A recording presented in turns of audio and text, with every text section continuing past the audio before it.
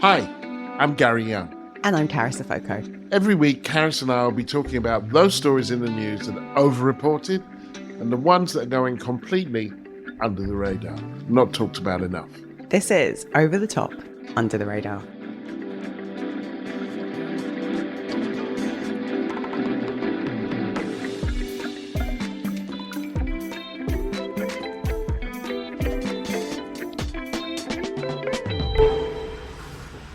Okay, Carys, so how you been? Been good. I'm in Italy. I'm in Italia. I won't inflict my Italian on you. In Italy? You're so fancy, Carys. Well, you know, people, if you're child-free / childless like me, July and August is an expensive time to have a holiday. So I'm big on the September jaunt. I'm not sure if you've seen, but Kemi Badenoch is working class. She says she worked at a McDonald's. That's what made her working class, even though she grew up posh. I went to Windsor Castle once.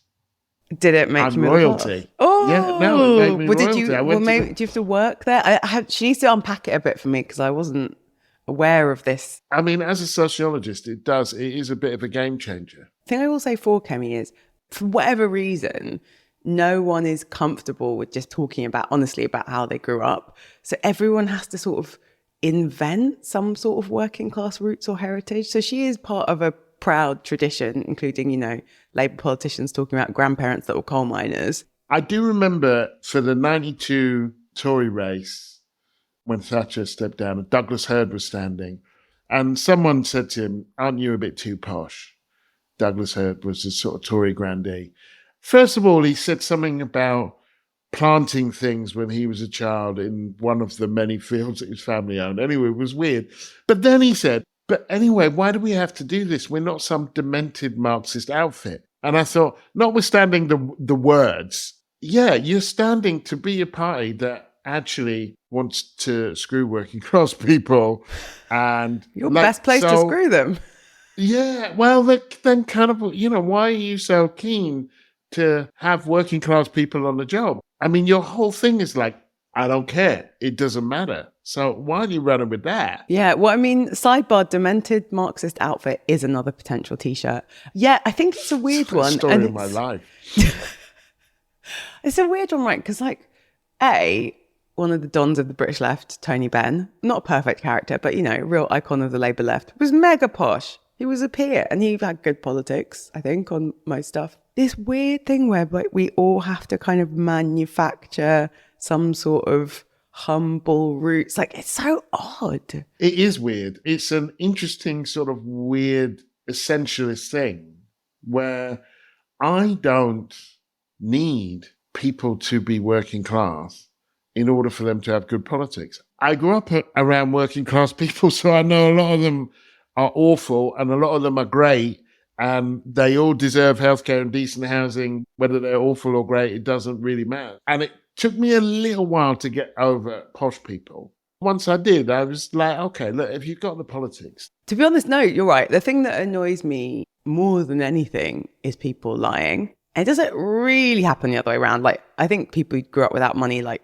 you do get taught to have a certain degree of shame about it. And it took a while for me to be honest about growing up not with a lot of money. But I think that thing where someone who's like very clearly posh and very clearly well off wants to hide it, that's the bit that I don't like. Listen to a Pulp song, Kemi. Like, working at McDonald's isn't the same as having no money. And yeah, it's the lie that annoys me. I remember a guy called James Lord Bethel, a hereditary peer, someone who actually, because of a person I was going out with at the time, who was sharing a flat with him, I've had a couple meals with, he wasn't Lord Bethel now, he was just plain old James.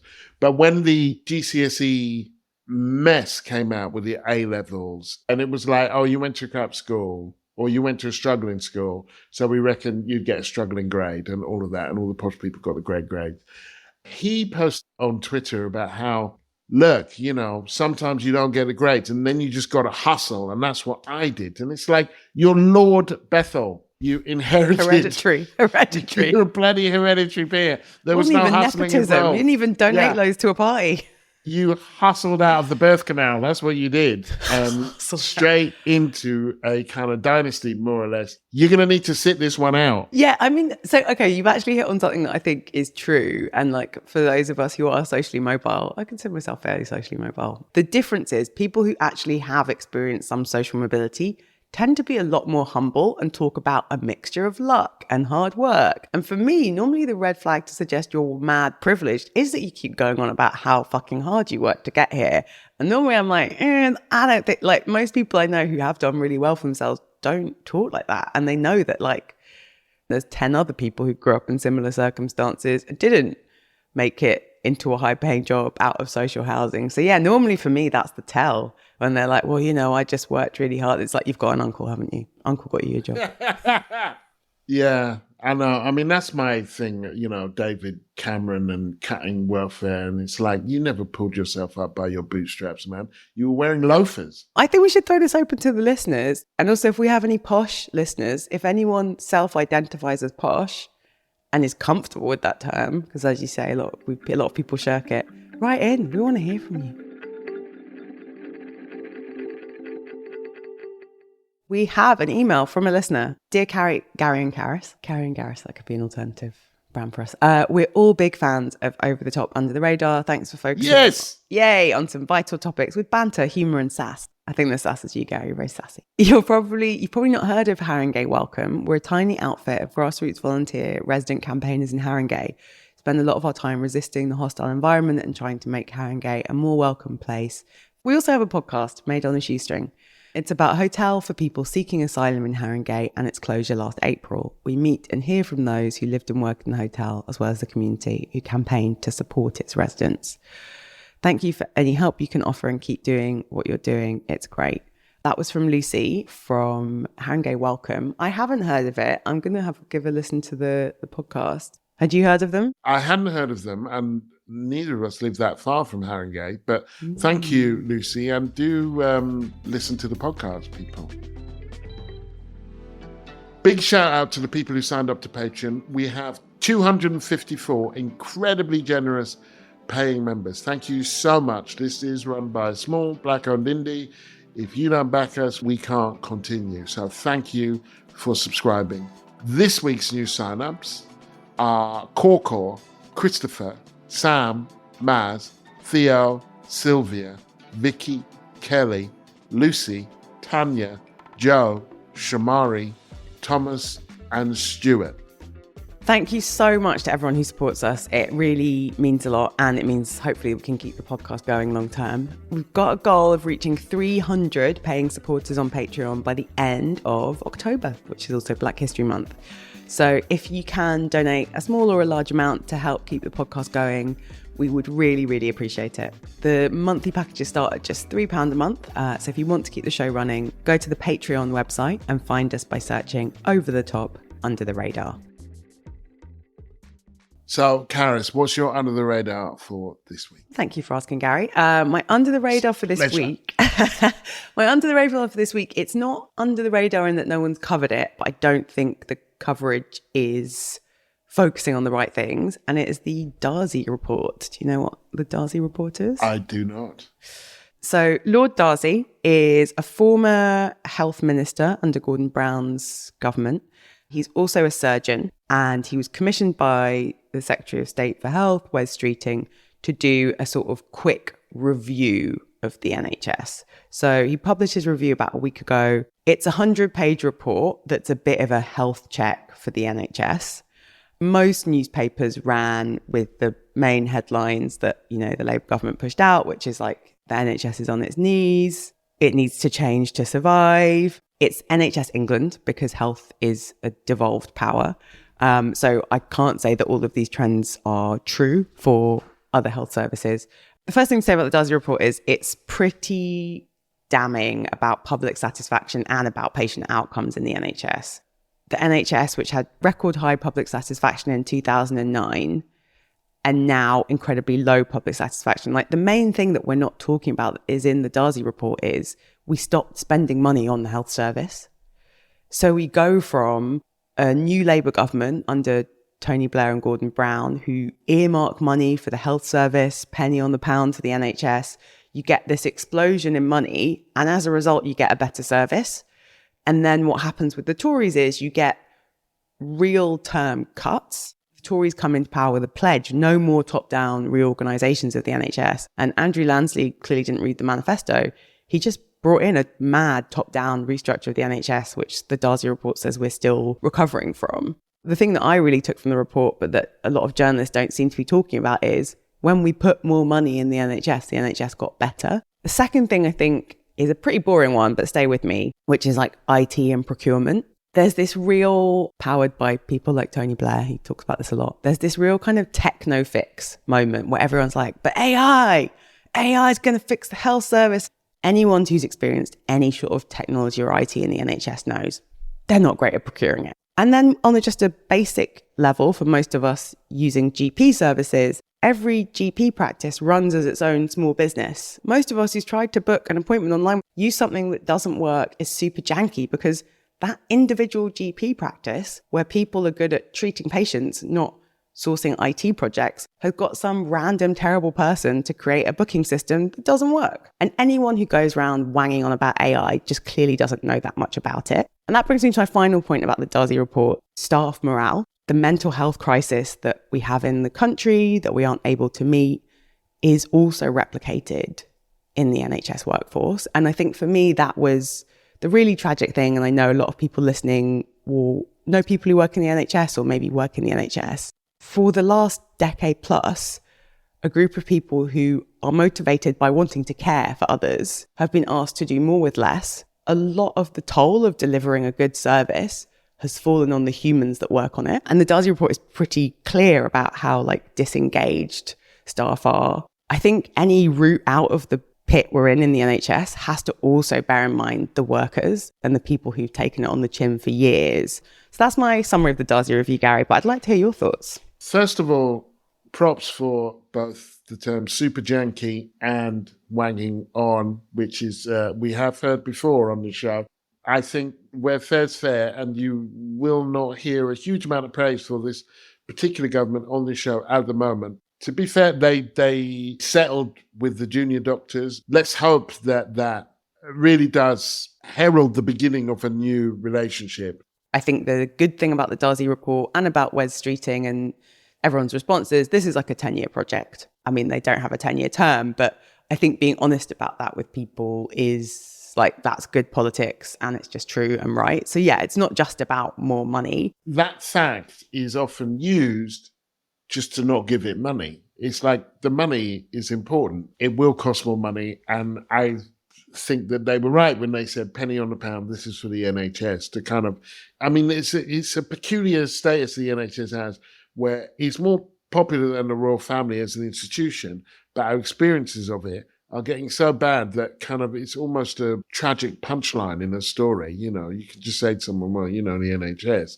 And so that thing of well, we're not giving it any money until we've come up with some kind of, it's like, you're going to have to chew gum and walk at the same time. I mean, my worry about Labour is that they will introduce, as they did under Blair and Brown, introduce kind of partial privatisation or sometimes wholesale privatisation and call it restructuring. But they haven't done that yet. So we will have to live in hope that they won't, and that if they do try, we will stop them. Yeah, I'm going to, I think, commit to putting some organisations you can support in the newsletter if you do want to get engaged on the NHS. The pay settlement is a step in the right direction, but also you wouldn't know this if you consume the right-wing press, but trade unions represent ordinary workers who don't just want to be paid, they also care about the health of the NHS. Trade unions that represent nurses and doctors, I mean, they're not all technically called trade unions, but the groups that represent NHS workers want the NHS to survive, have ideas about how patient outcomes can be better. A trade union is a good body to consult about how to improve care as well as conditions for the workers. And so, yeah, having a government that listens to trade unions is a step in the right direction. I think we also there was a nice line in the Darzi report about patient voice. The patient voice is not loud enough. And then that's kind of on us, isn't it? Trade unions need to be loud. We as patients need to be loud. And we need to say, this is what we want and this is what we expect. And this is what we're not going to settle for. My over the top is tough choices. And Keir Starmer keeps talking, he kept the cap, the 2-child cap, on a policy which meant that poorer families who had access to social funds could only access those funds for 2 children. If they had 3 children, then there would be nothing for the third. He said that was a kind of tough choice. That tough choice meant that almost 1.6 million children in 440,000 families were missing out on a significant amount of money. The winter fuel payment. And that means 71% of pensioners with a disability will have their winter fuel payment cut. Around 780,000 low-income pensioners who should be eligible for winter fuel payment will miss out because they're not claiming pension credit. Once again, he said that was a tough choice. What journalists do is repeat the term. It's almost like a script. Well, Keir Starmer says you have to make tough choices. And they take that term at face value. Lenin said, capitalists will buy themselves out of any crisis so long as they make the workers pay. This, to me, would be an example. These are not tough choices, and journalists should not let them get away with saying, well, he just says they're tough choices. A tough choice does not involve punching down to the very young and the very old, many of whom couldn't even be in trade unions because they're no longer working or they're not working yet. A tough choice would be to take on big business, would be to take on the markets, would be to say that richer people are going to have to pay for this. It is not a tough choice to beat up on the young and poor and the old and poor.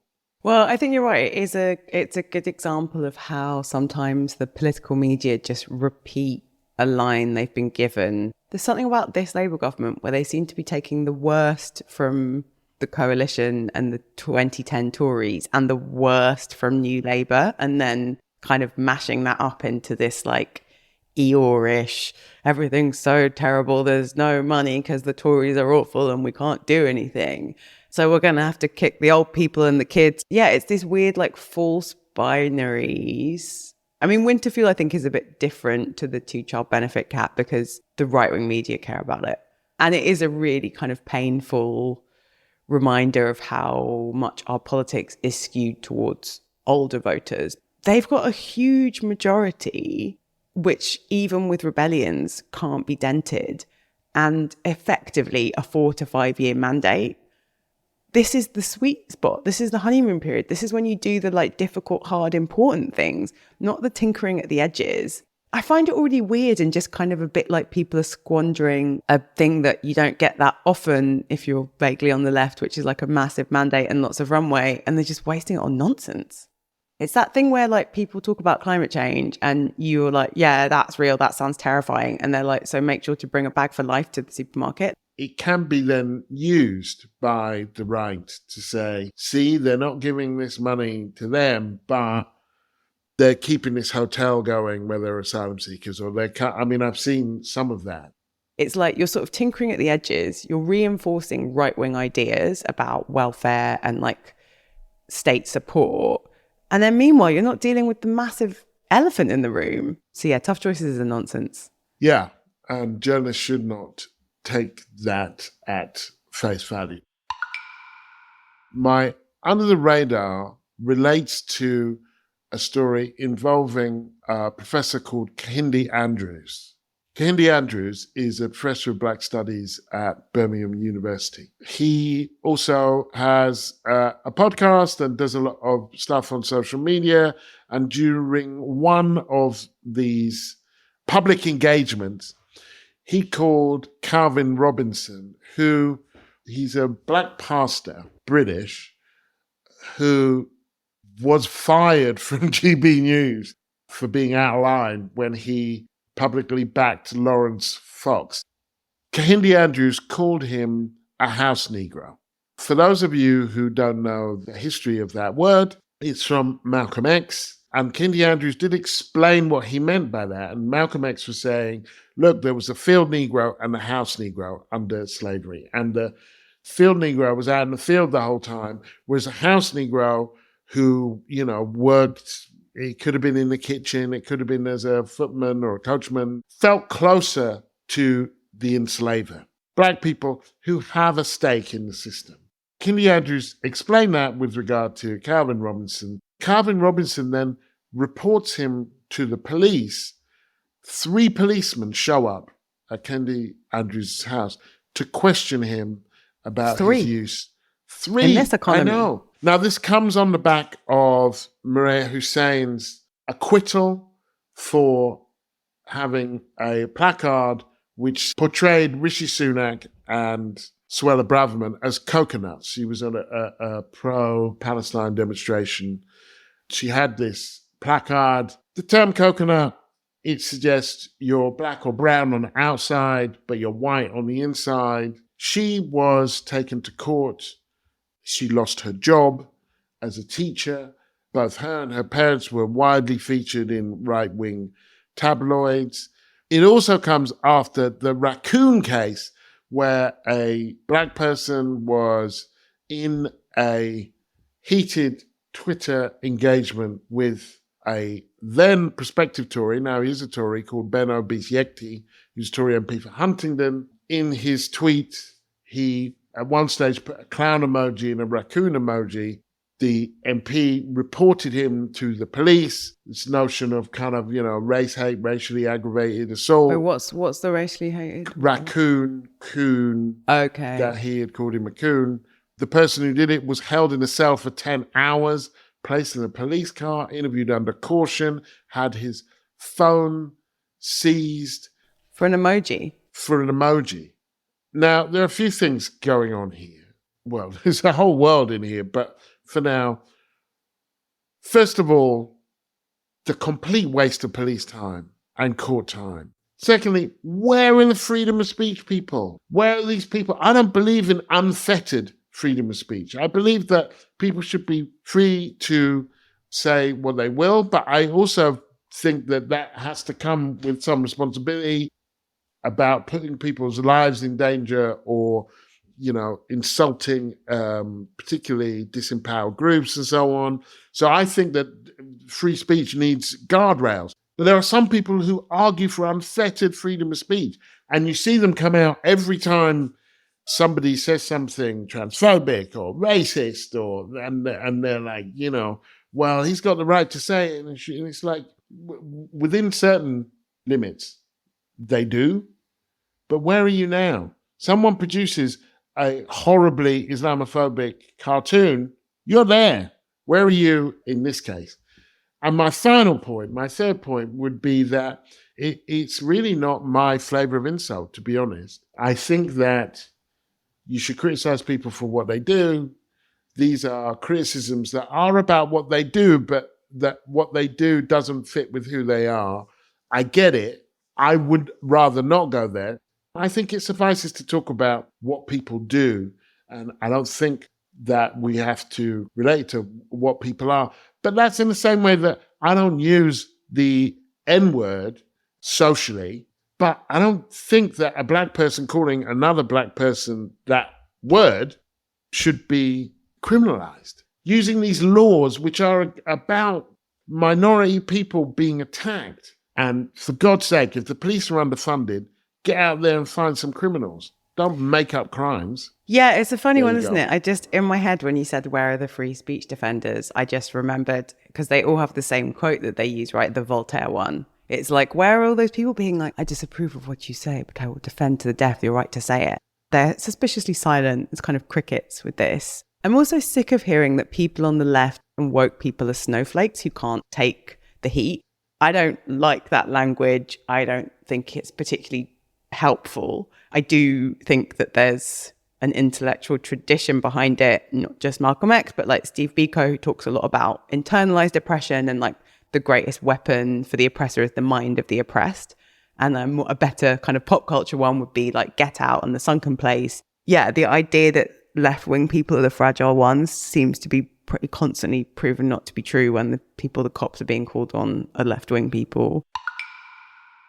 My over the top, I think you can agree with me, Gary, but I don't know. I'll have to go out on a limb. So my over the top is party conferences. I'm going to just give you the basic why. So just for those of you who aren't aware, the end of the summer and the beginning of the autumn in the UK is party conference season. So we've got, depending on when you're listening to this, had the Green Party's conference early September. The Lib Dems tend to go next mid-September, like 14th to the 17th. Then I think it's Labour and then Tory. So Parliament's in recess for this. And Reform have had a conference. There's also the TUC conference for those who care about trade unions. So basically, September and the beginning part of October is taken up by these annual, which is one of my bugbears, political party conferences. So like there is some interesting history to the idea of conferences. The thing I hate about British political party conferences is, I don't know if you've been to any, but I've had the fortune or misfortune to have been to a couple of Tory, Labour and one Lib Dem party conference. They're really bloody long. We're looking at like half a week, maybe more. Labour runs, I think, like Sunday to Wednesday. Tory does the same.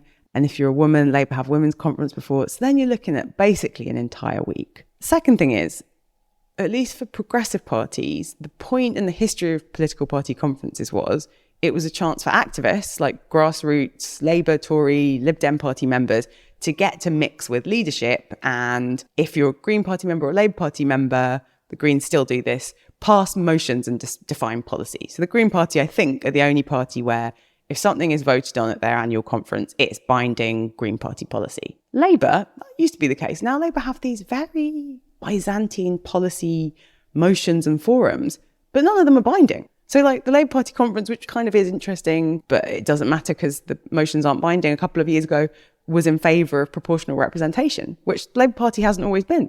Keir Starmer can ignore that. So they're too long. They used to be meaningful. They used to be about grassroots activists interacting with party leadership. And now, because most of them don't have any actual power, there's not really a reason. And then my third thing is, they're really just for journalists and lobbyists. The times that I went to the Tory party conference, just so people know, I went as like a lobbyist or working for a company that wanted to lobby the Tory party, which was one of my first jobs out of uni. We can talk about that another time. So it's like lobbyists and journalists on this kind of like all expenses paid junket where they just descend on, it used to be a seaside town, but now it's like Manchester, Birmingham, Liverpool, a city, book up all the hotels, eat lukewarm snacks, get really drunk and sleep with each other. I love. But I don't think that lobbyists and journalists and politicians need another week where all on expenses, they kind of hang out and talk to each other and gossip. I want to get back to you about a sex thing because I want to know just how much sex are they having. But like, first of all, my position is slightly different. I think have as many conferences as you want. Have them take all week. Have them take 2 weeks. I don't care. There was a time, as you suggest, when these conferences actually decided things, when they were material and substantial, and covering the conference kind of mattered because then it would become policy. It wouldn't be the first time that Labour had a policy that it traduced, but at least the conference was supposed to hold, it was the sovereign body of the organisation. It could hold them to account. If that's no longer the case, then what the hell are journalists doing covering it? It's made for journalism. That is a very reason for them not to cover it. This is like a big PR 4 days. This is why nobody will ever let me run anything. At The Guardian, my argument about conventions is we should send the theatre critic because it's theatre. There is a story around conferences that they're big money makers. And that's because the lobbyists and the sort of commercial or third party people who come have to pay thousands of pounds to get a ticket. And obviously every party does it differently for members. But the Tory party's business day was selling tickets for $3,500. So like there is a story, which is the lobbying that happens at conferences, the companies that like book out hotel suites or work with a think tank to have a round table with a minister. Like there's a potential cash for access story. So we should get onto the shagging. So I think this is where the yes. Well, so this is where, have you been to any, so have you only been to American, you haven't been to many British party conferences? No, I've been to... you must have been to Labour. I've usually been on the outside. So I've done The World Transformed, the fringe stuff, and I have spoken at fringe things at Labour and I think at a Tory conference as well once. So for those of you who don't know, there's the official conference where you pay, you know, hundreds or if not thousands of pounds to have a ticket. And it's normally like in a convention centre or a sort of hotel and a venue. And then there's the fringe, I guess named so to evoke the Edinburgh Fringe, but it's normally less fun. People will put on political meetings and events around that are less expensive to put on and just like still targeted at people there, but it's not like official programmed. So yeah, you can go up and you could put an event on, and under Corbyn, I think Momentum put on something called The World Transformed, which was like an entirely separate festival that just happened at the same time as Labour conference. And, you know, by all accounts, that like had a good disco. But yeah, so in terms of the shagging, I think this is where we also get into the thing of the people who write, you know, journalists, the people who set the political and media agenda are also humans. And I think there's this weird thing where conference season is like, I mean, I always used to struggle with it because you're eating a lot of beige food and they're all back to back. So if you have to do more than one, you're knackered. But it's like a bit of a jolly. I think there is this sense of everyone goes, you know, I have people messaging me being like, oh, you're at Labour this year, we get a drink or whatever. And then it's like a group of people who, let's be real, already spend too much time together. Like political journalists and politicians, they're all drinking in the same pubs, they're working in the same venue, who then, yeah, because if you're not, it's all expenses paid, right? The only people who are self-funding are going to be maybe party members. But if you're a lobbyist or if you're working for The Guardian or The Times or The Telegraph, they're going to cover the cost of your ticket. I do know some couples who got together or met at party conferences. So I don't wish that they hadn't met and, you know, had their beautiful children or the wonderful wedding that I got to go to. So I'm not against love, Gary. But like, if the main point of them is for like journalists and politicians and lobbyists to like get pissed and shag, can't they just do that normally? I've seen, it wasn't conference, it was during the COVID, but I saw some clips of Tories dancing. Yeah. And, you know, they say that you can tell what people are like and how they dance. I guess I wanted to know more about conference sex, but when I think about some of them, actually, maybe I don't, actually. So, thanks for listening to Over the Top and Under the Radar. Remember to like, subscribe, leave a review wherever you get your podcasts. Yes, please do support us. If you like the podcast, share it, tell people, leave us a good review.